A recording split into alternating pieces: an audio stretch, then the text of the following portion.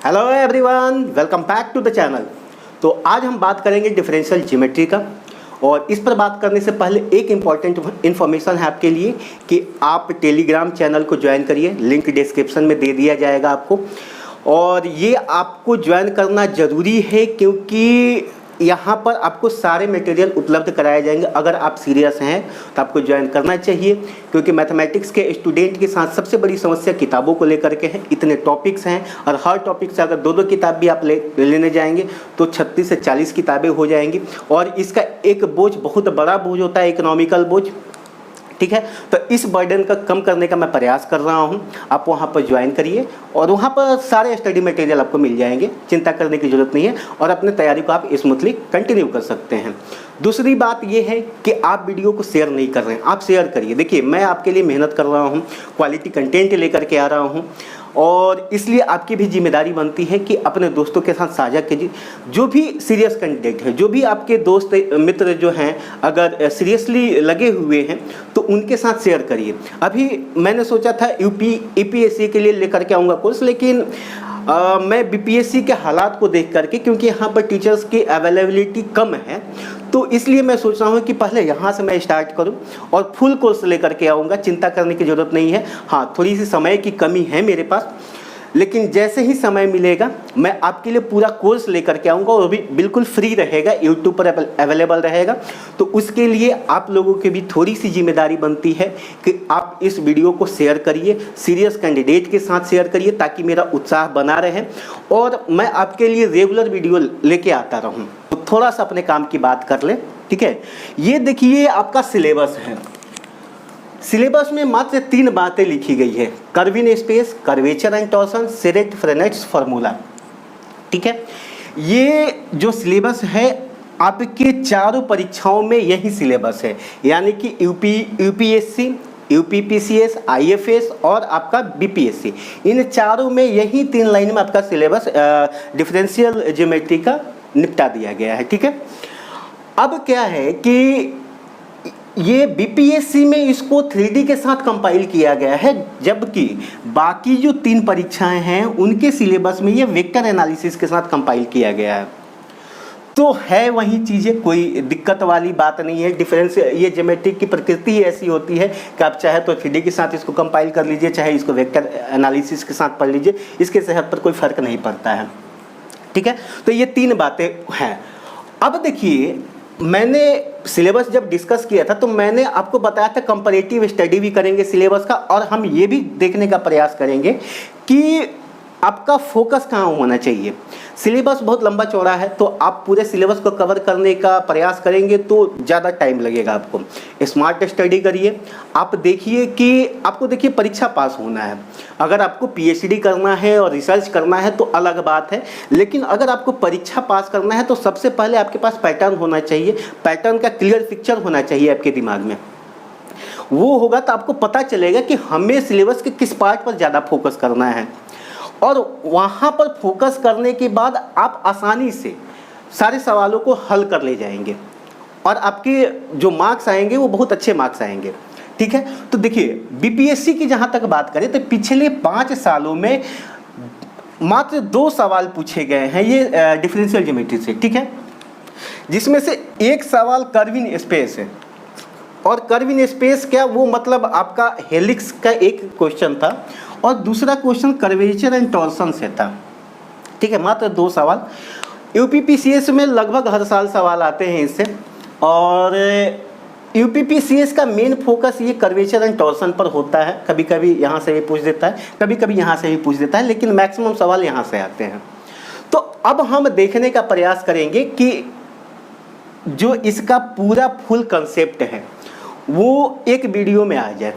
ठीक है, मैं ये कोशिश करूंगा कि एक ही वीडियो में आपका पूरा सिलेबस आ जाए, मतलब पूरा फुल कंसेप्ट आ जाए, आपको कहीं और भटकने की ज़रूरत ना पड़े। और देखिए बहुत कम इसमें है, अगर स्मार्टली स्टडी करिएगा तो बहुत ज़्यादा आपको भागने की ज़रूरत नहीं है। तो हमारा प्रयास ये रहेगा कि एक वीडियो में सारे कंसेप्ट को हम लोग देख लें। तो ये सिलेबस हो गया आपका, ये क्लियर हो गया कि कहाँ हमें फोकस करना है, और चारों परीक्षाओं में कंपैरेटिवली किस में कौन से टॉपिक सब टॉपिक्स पढ़ने और किस में कौन से पढ़ने हैं, ये सारी बातें क्लियर होगी। चलिए अब हम आते हैं अपने सिलेबस पर। ठीक है, सिलेबस में आपका डिफरेंशियल ज्योमेट्री है। तो सबसे पहले देखिए डिफरेंशियल ज्योमेट्री है क्या। आपने ज्योमेट्री पढ़ा होगा, 9th 10th में पढ़ा होगा, तो उसी को पढ़ने का एक अलग तरीका है। वहाँ पर लाइन और एंगल के रूप में पढ़ते थे हम लोग ज्योमेट्री को।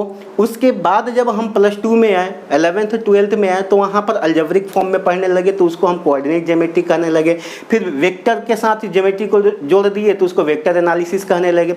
मेनली वेक्टर क्या है, वेक्टर पॉइंट का नोटेशन है स्पेस में, तो वो भी ज्योमेट्री का ही एक पार्ट है। ठीक है, तो ज्योमेट्री को पढ़ने का एक तरीका है। उसी तरह से डिफरेंशियल ज्योमेट्री में ज्योमेट्री को एक्सप्रेस करने का एक तरीका है। अब इसके परिभाषा में नहीं जाएंगे, बस ये समझ लीजिए कि ज्योमेट्री के बारे में ही यहाँ पर पढ़ना है।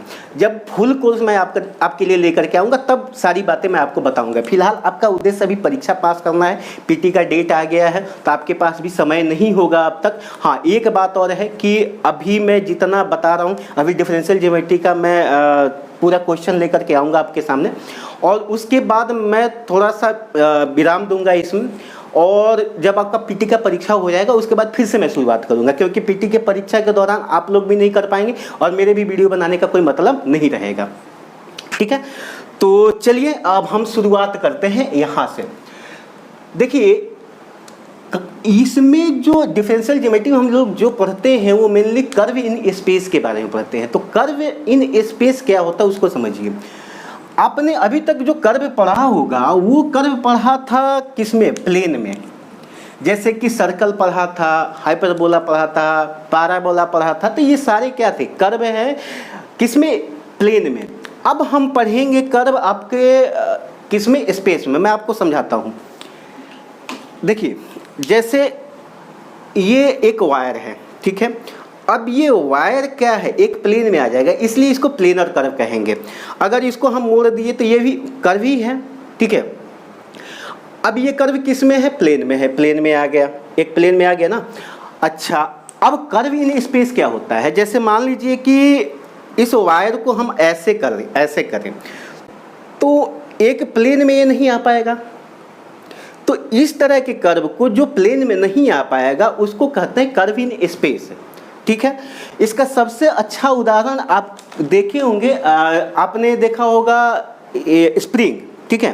तो स्प्रिंग क्या होता है, ऐसे ऐसे होता है, तो वो कर्व इन स्पेस का एक अच्छा उदाहरण है, ठीक है। तो कर्व इन स्पेस का मतलब ये होगा। अब देखिए यहाँ पर जो आपने टेंजेंट पहले पढ़ा था, तो टेंजेंट वही है, लेकिन टेंजेंट थोड़ा सा अलग यहाँ पर परिभाषा हो जाता है, ठीक है। अब देखिए आपने पढ़ा होगा dr/dt। जैसे मान लीजिए कि आप पढ़ते हैं वेक्टर में पोजीशन वेक्टर, r बराबर क्या होता है, xi plus yj plus zk, ये आपका पोजीशन वेक्टर हो गया, ठीक है। धीरे धीरे मैं आ रहा हूँ सब पे। अगर मान लीजिए कि इसको हम डिफरेंशिएट करते हैं तो dr/dt हो जाएगा, अगर t के रेस्पेक्ट में करते हैं तो। अब जो टेंजेंट आपने पढ़ा था कर्व में, तो आपने क्या पढ़ा था कि एक लाइन जो इस कर्व को टच करके निकल रहा है, तो वो हमारा टेंजेंट हो गया। अगर मान लीजिए किसी पॉइंट पर ये टच कर रहा है कर्व पर, तो ऐसा लाइन क्या है, हमारा टेंजेंट है। लेकिन कर्व में अगर ऐसा देखेंगे तो बहुत सारे पॉइंट होंगे जो टच करके निकलेंगे इसको। जैसे मान लीजिए कि ये हो गया, तो ये टच ऐसे भी कर रहा है, ऐसे भी कर रहा है, ऐसे भी कर रहा है, तो सारे पॉइंट को टेंजेंट कहेंगे नहीं, सारे लाइन को टेंजेंट नहीं कहेंगे। कौन सा लाइन को टेंजेंट कहेंगे हम, तो ऐसे लाइन को टेंजेंट कहेंगे जो इस पॉइंट पर, कर्व के किसी पॉइंट पर टच कर रहा है और उस कर्व के एलोंग है, ठीक है। कहने का मतलब ये है कि सारे लाइन जो टच कर रहे हैं वो टेंजेंट नहीं कहलाएंगे। ये मान लीजिए कि हो गया, तो ऐसे भी टच कर रहा है, ये मान लीजिए कि ये लाइन है, ये टच कर रहा है इस कर्व को, तो ये टेंजेंट नहीं होगा। टेंजेंट क्या होगा, इस कर्व के एलोंग। जैसे ये कर्व है तो कर्व के एलोंग जो लाइन होगा और इस कर्व को किसी पॉइंट पर टच कर रहा है, तो ऐसे लाइन को हम क्या कहेंगे, टेंजेंट कहेंगे, ठीक है। तो देखिए टेंजेंट निकालते कैसे हैं। जैसे मान लीजिए कि आपने पोजीशन वेक्टर पढ़ा होगा, किसी भी पॉइंट को हम पोजीशन वेक्टर से डिनोट करते हैं। और वेक्टर की खूबसूरती ये होती है कि पोजीशन वेक्टर के माध्यम से आपका लाइन की भी ये एक्सप्रेशन मिल जाता है, कर्व का भी एक्सप्रेशन मिल जाता है, और फिर आपका वॉल्यूम का भी मिल जाता है, ठीक है, सरफेस का भी मिल जाता है। डिपेंड करता है कि एक्स वाई जेड हमारे कितने वेरिएबल का फंक्शन है। अगर एक्स वाई जेड हमारा कांस्टेंट है तो हमारा लाइन का फार्मूला मिल गया यहाँ पर, ठीक है, लाइन का एक्सप्रेशन मिल गया। अगर एक्स वाई जेड हमारा एक वेरिएबल का फंक्शन है, जैसे मान लीजिए कि एक्स फंक्शन है किसी एक वेरिएबल टी का, उसी तरह से वाई भी हमारा फंक्शन है टी का, और जेड भी हमारा फंक्शन है किसका, टी का। तो एक वेरिएबल में अगर फंक्शन है तो ये हमारा कर्व का एक्सप्रेशन मिल जाता है। उसी तरह से एक्स वाई जेड दो वेरिएबल के फंक्शन होंगे तो हमारा सरफेस का मिल जाएगा, ठीक है। जैसे मान के चलिए कि अगर आप r cos theta plus r sine theta, ये हमारा कोई वेक्टर है और ये हमारा पोजीशन वेक्टर को दर्शाता है, r theta, r cos theta, r sine theta, ये आई हो गया और ये जी हो गया। तो अगर आर कांस्टेंट है तो cos theta plus r cos theta plus r sine theta किसको दिखाता है, ये हमारा किसका एक्सप्रेशन हो गया, सर्कल का हो गया। लेकिन वहीं आर भी वेरिएबल हो जाएगा तो ये पूरे सरफेस को डिनोट करेगा ना। यानी कि मान लीजिए कि ये आर है और यहाँ से ये है, ठीक है। तो आर यहाँ से लेकर के यहाँ तक आर भी ले रहे हैं और थीटा यहाँ से लेकर के ले रहे हैं, तो इसका मतलब ये है कि पूरे सरफेस को हम कवर कर रहे हैं। लेकिन अगर हम r को कांस्टेंट मान लिया कि r बराबर हमारा a है, तो अगर हम इसको घुमा रहे हैं 360 डिग्री में तो हमारा केवल सर्किल मिल रहा है यहाँ पर। तो उसी तरह से अगर एक वेरिएबल है तो हमारा कर्व मिलेगा, दो वेरिएबल है तो हमारा क्या मिलेगा, सरफेस मिलेगा, ठीक है। तो चलिए ये तो थोड़ा सा वेक्टर नोटेशन हो गया। अब हम अपने मेन मुद्दे पर आते हैं।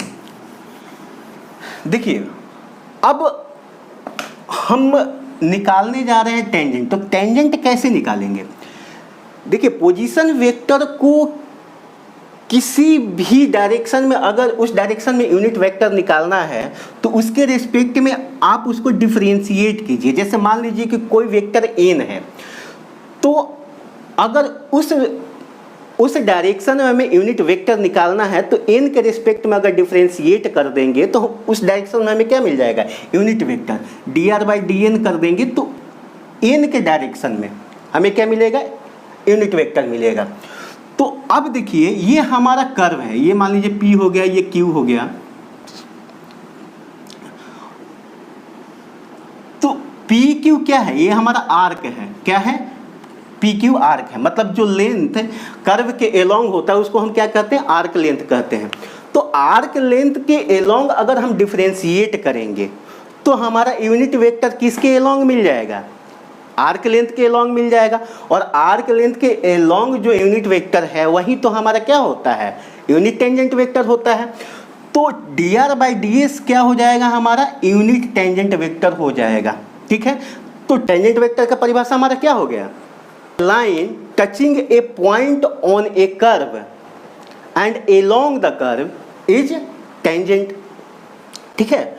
तो ये हमारा टेंजेंट हो गया। अब इसको यूनिट टेंजेंट वेक्टर को हम कैसे डिनोट करते हैं, टी से। अब इसको हम आर डैश भी लिखते हैं। अच्छा देखिए अब ये हमारा D r by D S किसके रिस्पेक्ट में मिल गया, डिफ्रेंसिएशन किसके रिस्पेक्ट में, आर्क लेंथ के रिस्पेक्ट में। तो इसको हम यूनिट टेंजेंट वेक्टर कहते हैं। और इसको डिनोट कैसे करते हैं, आर डैश से।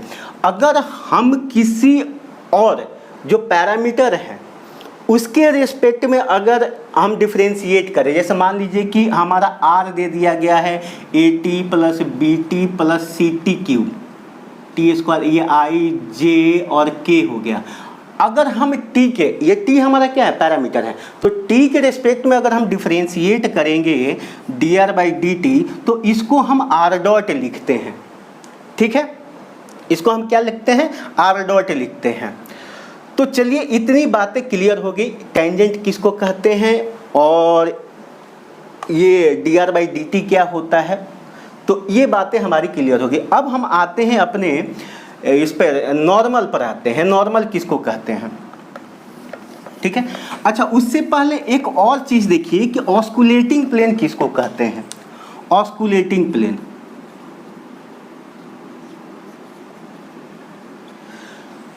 मान लीजिए कि ये पॉइंट P है, ये स्पेस है कर्व में, सॉरी कर्व है स्पेस में, ठीक है।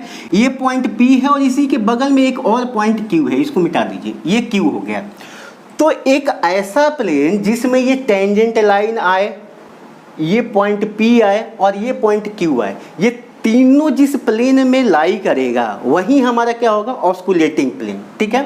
तो इसका परिभाषा लिख लीजिएगा, a plane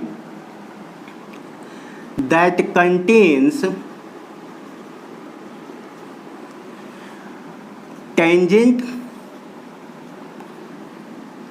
at any point on curve,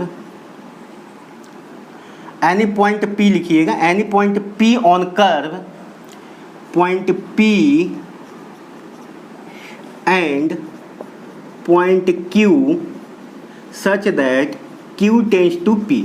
कहने का मतलब ये है कि Q बिल्कुल नज़दीक होना चाहिए, मतलब P के जस्ट बगल में।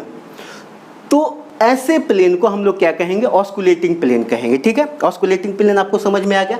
अब चलते हैं आगे, देखते हैं कि नॉर्मल क्या होता है। देखिए, नॉर्मल आपने पढ़ा था कि टेंजेंट के परपेंडिकुलर जो भी लाइन होगा वो हमारा नॉर्मल होता है। तो इसमें भी सेम कहानी है कि इस जो ये हमारा टेंजेंट लाइन मिल रहा है, इस टेंजेंट लाइन के परपेंडिकुलर जो भी लाइन होगा ये भी हमारा नॉर्मल हो गया। ऐसे होगा तो ये भी नॉर्मल होगा, उस तरफ होगा तो भी हमारा नॉर्मल होगा। यानी कि अगर मान लीजिए कि ये लाइन है तो ये हमारा परपेंडिकुलर, ये चारों तरफ घुमाएंगे तो परपेंडिकुलर लाइन हमारा मिलेगा। तो नॉर्मल मतलब अनंत मिल सकते हैं, इन्फानाइट मिल सकते हैं हमें, ठीक है। तो उस नॉर्मल में हम दो प्रकार के नॉर्मल को पढ़ते हैं। दो प्रकार के नॉर्मल कौन से, एक होता है हमारा प्रिंसिपल नॉर्मल और दूसरा होता है हमारा बाई नॉर्मल, ठीक है। दो स्पेशल टाइप के हमारे नॉर्मल हैं, प्रिंसिपल नॉर्मल और बाई नॉर्मल। तो प्रिंसिपल नॉर्मल किसको कहते हैं, तो प्रिंसिपल नॉर्मल उसको कहते हैं कि जो ऑस्कुलेटिंग प्लेन में आता हो। टेंजेंट के तो परपेंडिकुलर होगा ही होगा, लेकिन वह क्या होगा, उस ऑस्कुलेटिंग प्लेन में आएगा, ठीक है। जैसे मान लीजिए कि ये प्लेन हो गया, ये हमारा ऑस्कुलेटिंग प्लेन मान लीजिए, यही हमारा ऑस्कुलेटिंग प्लेन हो गया। तो इस ऑस्कुलेटिंग प्लेन में इस टेंजेंट लाइन के जो परपेंडिकुलर वेक्टर है, ठीक है, यानी कि जो नॉर्मल है वो हमारा क्या कहलाएगा, प्रिंसिपल नॉर्मल। तो प्रिंसिपल नॉर्मल इधर भी हो सकता है और इधर भी हो सकता है, किसी साइड में हो सकता है, ठीक है। तो इसका परिभाषा अपने भाषा में लिख लीजिएगा, a line perpendicular to tangent and lying in the osculating plane is principal normal, ठीक है। दूसरा नॉर्मल हमारा कौन सा हो जाएगा, बाई नॉर्मल। बाई नॉर्मल क्या होता है कि ये दोनों नॉर्मल के परपेंडिकुलर होता है, या ऐसा कह सकते हैं आप कि ऑस्कुलेटिंग प्लेन के परपेंडिकुलर होगा, जो नॉर्मल ऑस्कुलेटिंग प्लेन के परपेंडिकुलर होगा वो हमारा क्या कहलाएगा, बाई नॉर्मल। और ऑस्कुलेटिंग प्लेन का परपेंडिकुलर होगा तो इसका मतलब इस लाइन के परपेंडिकुलर भी होगा, इस लाइन के भी परपेंडिकुलर होगा, ठीक है। और दूसरी बात है कि नॉर्मल कह रहे हैं तो टेंजेंट के परपेंडिकुलर तो होगा ही होगा। तो ऐसा नॉर्मल जो ऑस्कुलेटिंग प्लेन के परपेंडिकुलर हो वो हमारा क्या कहलाएगा, बाई नॉर्मल। अपने भाषा में लिख लीजिएगा। इसको हम किससे डिनोट करते हैं, एन से, और इसको डिनोट करते हैं किससे, स्मॉल बी कैप से, small n cap and small b cap. ये चीज़ें हमारी हो गई क्लियर, ठीक है। चलिए, इतनी बातें समझ में आ गई आपको। अब हम बात करते हैं कि जो TNB है, यानी कि principal normal, binormal and tangent, तीनों की जो प्रकृति होती है वो ऐसा होता है। देखिए, ये एक दूसरे के परपेंडिकुलर और इसके परपेंडिकुलर, ये तो जो सिस्टम बनाता है इसको हम राइट हैंडेड सिस्टम कहते हैं। कहने का मतलब ये है कि जैसे मान के चलिए कि ये हो गया आपका टेंजेंट और ये हो गया आपका प्रिंसिपल नॉर्मल।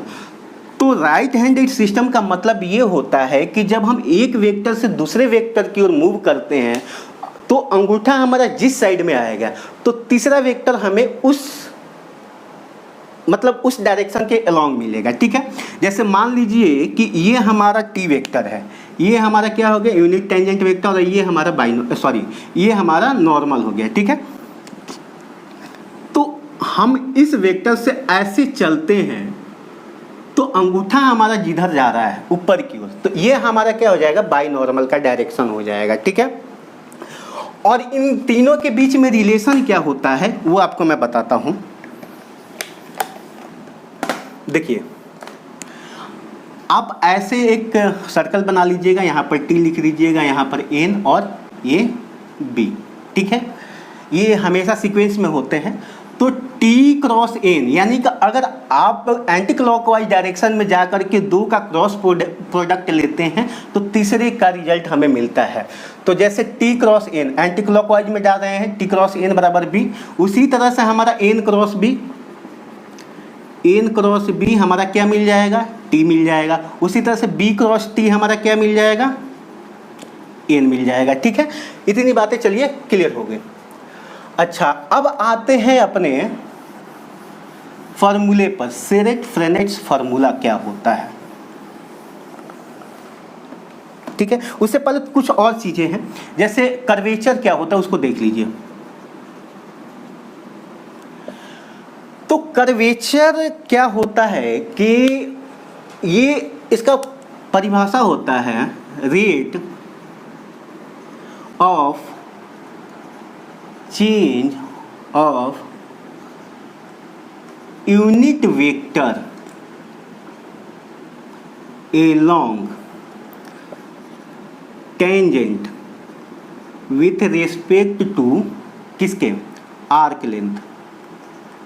हमने शुरू में ही देखा था कि आर्क लेंथ के रिस्पेक्ट में अगर हम पोजीशन वेक्टर को डिफरेंशिएट करते हैं तो टेंजेंट मिलता है। तो टेंजेंट वेक्टर को फिर से अगर आर्क लेंथ के रिस्पेक्ट में डिफरेंशिएट करते हैं तो हमारा क्या मिलता है, कर्वेचर। और इसको हम किससे डिनोट करते हैं, कप्पा। देखिए, डिटेल में नहीं जाएंगे क्या कर्वेचर होता है, कर्वेचर को हम कैसे इमेजिन कर सकते हैं, बस इतना जान लीजिए।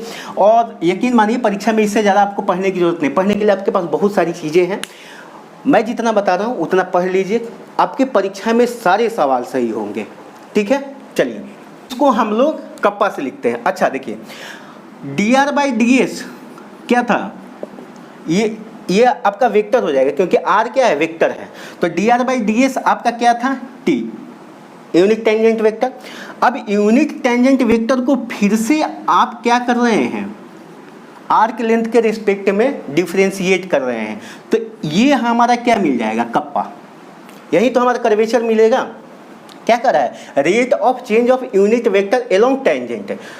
तो जो रेट ऑफ चेंज है टेंजेंट के अलोंग यूनिट वेक्टर का, किसके रिस्पेक्ट में, आर्क लेंथ के रिस्पेक्ट में, उसका मॉडुलस हमारे पास क्या मिलेगा, ये कर्वेचर मिलेगा, ठीक है।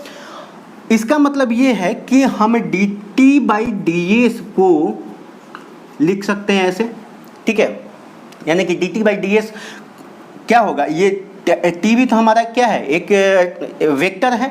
तो वेक्टर को अगर डिफरेंशिएट करेंगे तो हमें वेक्टर ही मिलेगा। तो dt/ds बराबर kn होता है, ठीक है। बस आप रिजल्ट याद रख लीजिए। अगर प्रूफ चाहिए तो प्रूफ तो मैं अभी नहीं दे पाऊंगा आपको, लेकिन हाँ, आप किसी भी बुक्स में देखिएगा, आपको मिल जाएगा इसका प्रूफ। बहुत आसान प्रूफ होता है, मैं बताऊंगा तो आधे घंटे का लेक्चर हो जाएगा, तो ज़रूरत नहीं है, बस रिजल्ट को आप ध्यान रखिए। और आपको बुक्स की ज़रूरत है तो आप टेलीग्राम चैनल ज्वाइन करिए, वहाँ पर आप लिखिए, अपने डिमांड को रखिए, प्रोवाइड कराया जाएगा वहाँ पर, ठीक है। चलिए, तो dt/ds हमारा क्या हो जाएगा, kn। अच्छा, सेरेट-फ्रेनेट्स फार्मूला आप पढ़ते हैं तो एक रिजल्ट हमारा ये होता है, dt/ds = kn होता है। एक रिजल्ट हमारा ये है, ठीक है।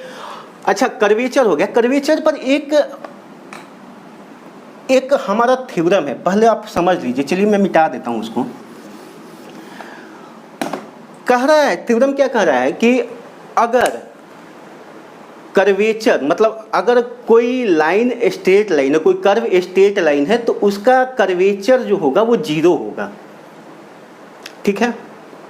ध्यान समझिएगा कि अगर कोई कर्व दिया हुआ है तो वह कर्व स्ट्रेट लाइन होगा अगर उसका कर्वेचर 0 होगा। तो समझने का प्रयास करिए, कर्वेचर क्या होता है, rate of change of unit vector. जैसे यूनिट टेंजेंट वेक्टर, मान लीजिए कि ये हमारा टेंजेंट है, तो यूनिट टेंजेंट वेक्टर में चेंज क्या हो रहा है, केवल हमारा डायरेक्शन ही तो चेंज हो रहा है, यानी कि एंगल बदल रहा है इसका, ठीक है।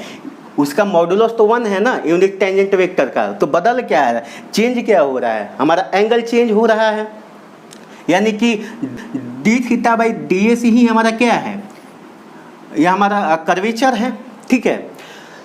तो कहने का मतलब ये है कि अगर ये चेंज नहीं करेगा, अगर इसका थीटा भी कांस्टेंट हो जाए तो D theta by D s भी क्या होगा, हमारा 0 होगा ना। डी अगर मान लीजिए कि अगर ये चेंज नहीं करेगा तो स्ट्रेट लाइन होगा।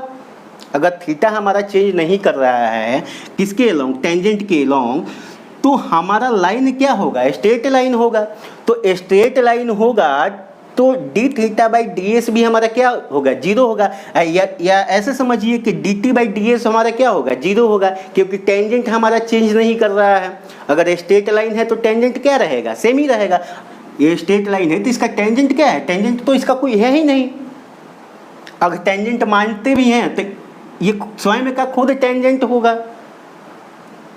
तो इसका मतलब ये है कि ये फिक्स है, तो D T by D S क्या हो जाएगा, 0 हो जाएगा।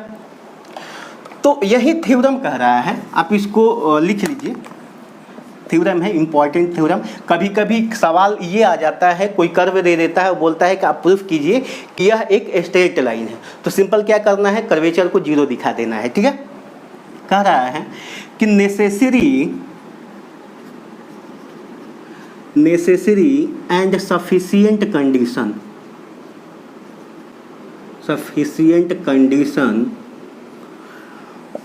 for a curve to be a straight line is that kappa equal to 0, ठीक है। नेसेसरी एंड सफिशिएंट कंडीशन है कि कोई कर्व अगर स्ट्रेट लाइन होगा तो इसका मतलब उसका कप्पा 0 होगा, और कप्पा 0 होगा तो कर्व स्ट्रेट लाइन होगा, और कर्व स्ट्रेट लाइन होगा तो कप्पा 0 होगा, मतलब दोनों एक दूसरे के वाइस वर्सा हैं, ठीक है। चलिए अब हम आते हैं टॉर्सन पर, कि टॉर्सन किसको कहते हैं। टॉर्सन का मतलब ये होता है कि जैसे बाई नॉर्मल के बारे में आपको बताया था मैंने, तो बाई नॉर्मल जो है, बाई नॉर्मल के एलोंग जो यूनिट वेक्टर मिलेगा उसका रेट ऑफ चेंज किसके रिस्पेक्ट में, आर्क लेंथ के रिस्पेक्ट में, तो वो हमारा क्या कहलाता है, टॉर्सन कहलाता है, ठीक है। टॉर्सन का मतलब होता है कि rate of change of unit vector along binormal with respect to क्या, आर्क लेंथ।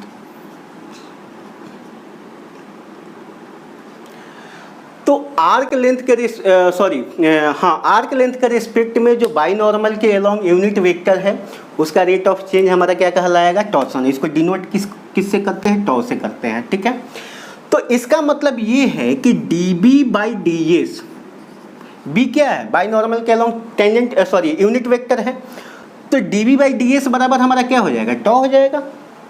यही तो कह रहा है ना कि unit vector along binormal का जो रेट ऑफ चेंज है आर्क लेंथ के रिस्पेक्ट में हमारा टॉर्सन मिलेगा, तो d v by D s का मॉड्यूलस हमारा टॉ मिल गया। और बी क्या है, हमारा वेक्टर है, तो इसका मतलब कि d b by D s भी हमारा क्या हो जाएगा, वेक्टर होगा। तो इसको हम लोग ऐसे लिखते हैं, टॉ एन लिखते हैं, ठीक है। अब ये कैसे होता है, ये आप अगर प्रूफ देखना चाहते हैं तो मैं मटेरियल प्रोवाइड करा दूंगा, आप वहाँ से देख लीजिएगा। यहाँ पर पॉसिबल नहीं है, बस आपको परीक्षा को ध्यान में रखते हुए इतने कंसेप्ट बता रहा हूँ। अगर इतना भी पढ़ के जाते हैं तो कोई ज़रूरत नहीं है प्रूफ वगैरह देखना, प्रूफ पूछता नहीं है। आप रिजल्ट याद रखिए, सफिशिएंट है। जब मैं पूरा कोर्स लेकर के आऊँगा तो सारे प्रूफ मैं आपको बताऊँगा, ठीक है। चलिए, ये चीज़ें हो गई। अब टॉर्सन को लेकर के भी एक थ्योरम है, वो क्या है कि नेसेसरी एंड सफिशिएंट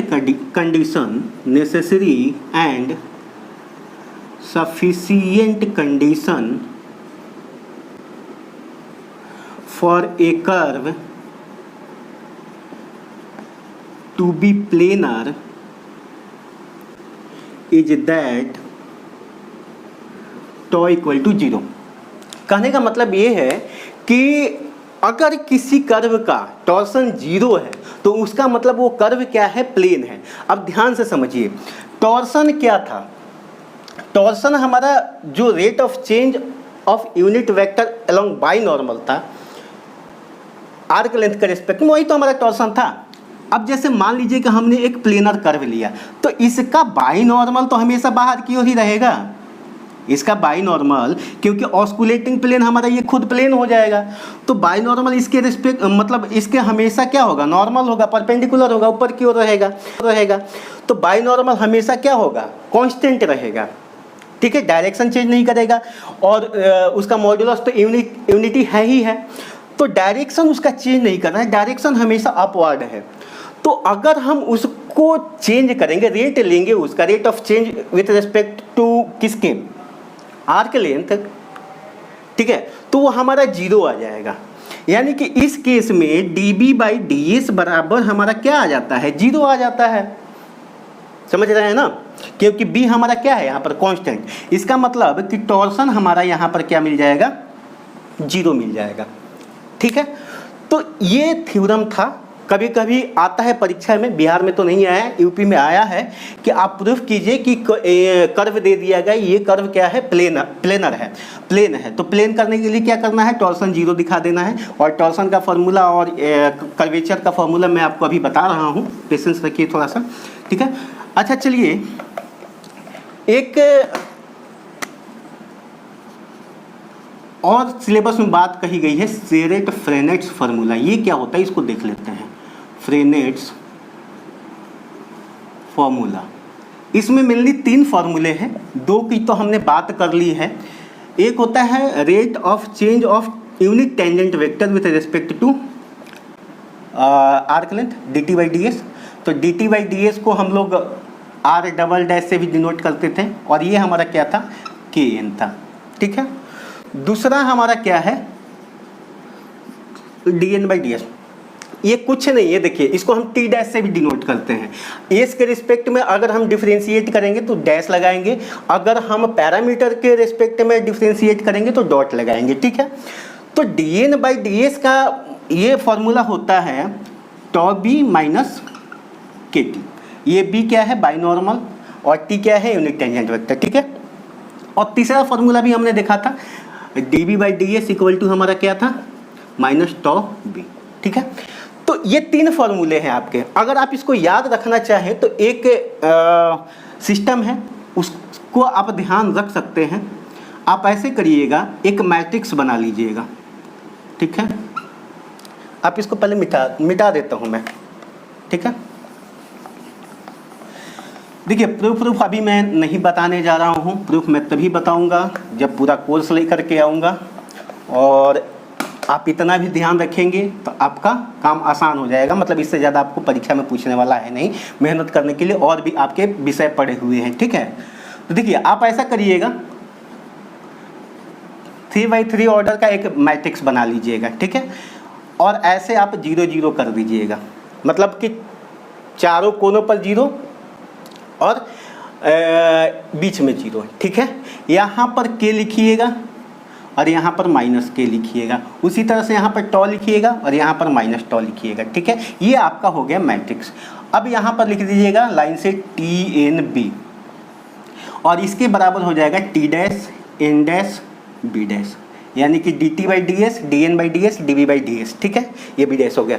तो T' बराबर क्या हो जाएगा, अब कैसे करते हैं, ये इंटू ये इंटू ये इंटू ये करते हैं ना, तो क्या हो जाएगा, 0 इंटू 2 kn 0b, यानी कि T' इक्वल टू kn हो जाएगा। उसी तरह से n ऐसे कर दीजिएगा, तो उस तरह से आपका Tn और b का फॉर्मूला यहाँ से मिल जाएगा। और उम्मीद है कि आपको इसका मैट्रिक्स का मल्टीप्लिकेशन आता होगा, ठीक है।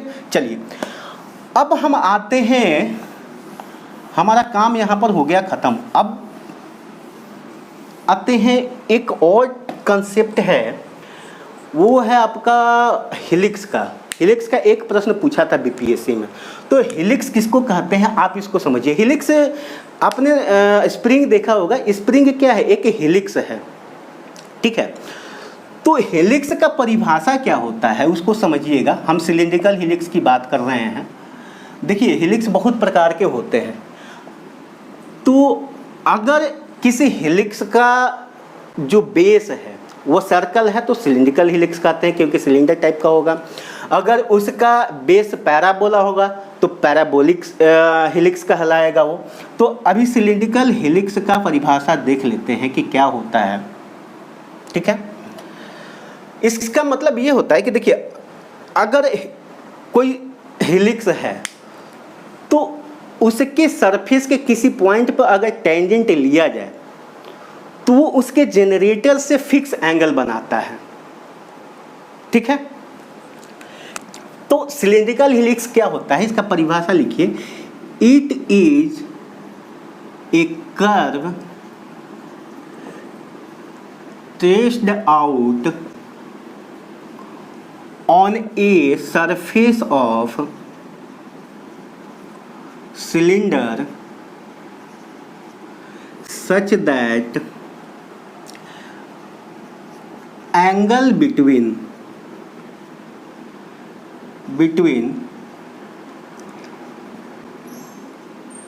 tangent at any point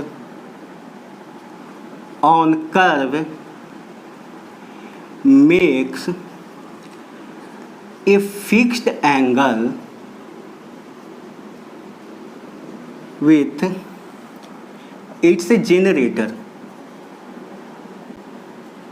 ठीक है। It is a curve traced out on surface of cylinder such that angle between tangent at any point on curve makes a fixed angle with its generator. कहने का मतलब ये है कि अगर मान लीजिए कि ये कोई सिलेंडर आपने बनाया, ठीक है, ये सिलेंडर हो गया, इसको सिलेंडर मान लीजिए, और इसके ऊपर आपने क्या बना दिया, ये आपका हेलिक्स हो गया, ठीक है, कर्व बना दिया। तो अगर इस कर्व के किसी पॉइंट पर आप टेंजेंट बनाते हैं तो इसका जो जनरेटर होगा, जनरेटर आपको पता होगा सिलेंडर का किसको कहते हैं, नहीं पता होगा तो 3D में आप पढ़ लीजिएगा, ठीक है। तो ये आपका हो गया। तो इसके साथ, इस जनरेटर के साथ हमेशा एक फिक्स एंगल बनाएगा, ठीक है। तो इस तरह के कर्व को हम लोग क्या कहते हैं, सिलेंडर कहते हैं, ठीक है। हमेशा जनरेटर के साथ एक फिक्स एंगल बनाएगा। चलिए एक थ्योरम इम्पॉर्टेंट है और इसी पर एक आपका जो सवाल था बीपीएससी में वो आया था, तो उसको हम लोग देख लेते हैं। वो थ्योरम क्या कहता है,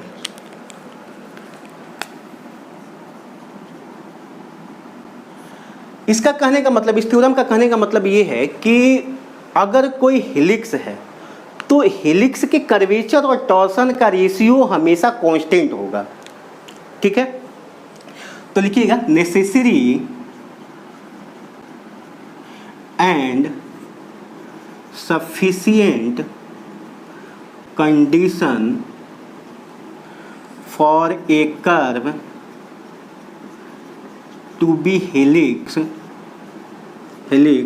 is that curvature by torsion equal to constant है, यानी कि कर्वेचर और टॉर्सन का जो रेशियो कांस्टेंट मिलेगा तो उस तरह के कर्व को हम लोग कहते हैं हेलिक्स। अच्छा एक और बात छूट गया है, हमने कर्वेचर और टॉर्सन की बात की थी, तो कर्वेचर का फॉर्मूला क्या होता है और टॉर्सन का फॉर्मूला क्या होता है उसको हम लोग देख लेते हैं, ठीक है। ये हमारा लास्ट है। तो मैंने आपको बताया था कि अगर कोई पोजीशन वेक्टर है, उस पोजीशन वेक्टर को हम अगर आर्क लेंथ के रिस्पेक्ट में डिफरेंशिएट करते हैं तो उसको आर डैश से लिखते हैं, और अगर हम इस पैरामीटर के रिस्पेक्ट में डिफरेंशिएट करते हैं तो उसको हम लोग क्या कहते हैं, आर डॉट कहते हैं, ठीक है। तो जो हमारा कर्वेचर है, कर्वेचर का फॉर्मूला हमारा हो जाता है R dash cross R double dash, इसका मॉडुलस, ठीक है। कर्वेचर हमारा क्या है, एक स्केलर क्वांटिटी है, इसलिए इसका हम मॉडुलस ले लेते हैं। या फिर अगर पैरामीटर के रिस्पेक्ट में लिखना चाहें तो आप इसको ऐसे लिख सकते हैं, R dot cross R double dot का मॉडुलस बाई आर डॉट का होल क्यूब, ठीक है। उसी तरह से अगर टॉर्सन का फॉर्मूला लिखना चाहें तो ये हमारा हो जाता है R dash R double dash R triple dash का scalar triple product by R dash cross R double dash का मॉड्यूलस का होल स्क्वायर, ठीक है। और इसको डॉट के रूप में लिखना चाहते हैं, आर डॉट के रूप में, तो कैसे लिखेंगे, R dot R double dot R triple dot का scalar triple product by R dot cross R double dot का स्क्वायर, ठीक है। तो ये आर डैश ले लीजिए, आर डॉट ले लीजिए, टॉर्सन में फ़र्क नहीं पड़ेगा, कर्वेचर में फ़र्क पड़ जाता है। कारण ये है कि ये आर डैश हमारा क्या है, यूनिट वेक्टर है, और आर डॉट का जो मॉड्यूलस है उसका रेशियो हमारा यूनिट वेक्टर मिलेगा, यानी कि आर डैश इक्वल टू हमारा क्या हो जाएगा, आर डॉट बाई ये हो जाएगा, ठीक है। तो उम्मीद है कि ये सारी चीज़ें आपको समझ में आ गई होंगी। तो मिलते हैं अगले लेक्चर में, और जो भी प्रश्न है उसको हम लोग हल करके देखेंगे। अभी तो फिलहाल हमने कंसेप्ट को देखा था। अगले लेक्चर में हम लोग इसके जितने भी प्रश्न पूछे गए हैं बीपीएससी में, और बाकी यूपीपीएससी का जो प्रश्न होगा वो आपके लिए एक्सरसाइज के लिए छोड़ दिया जाएगा। आप उसको करके देखिएगा, अगर नहीं होगा तो कमेंट बॉक्स में कमेंट डालिएगा, मैं आपको उसका सॉल्यूशन लेकर के आऊँगा, ठीक है। मिलते हैं अगले सेशन में।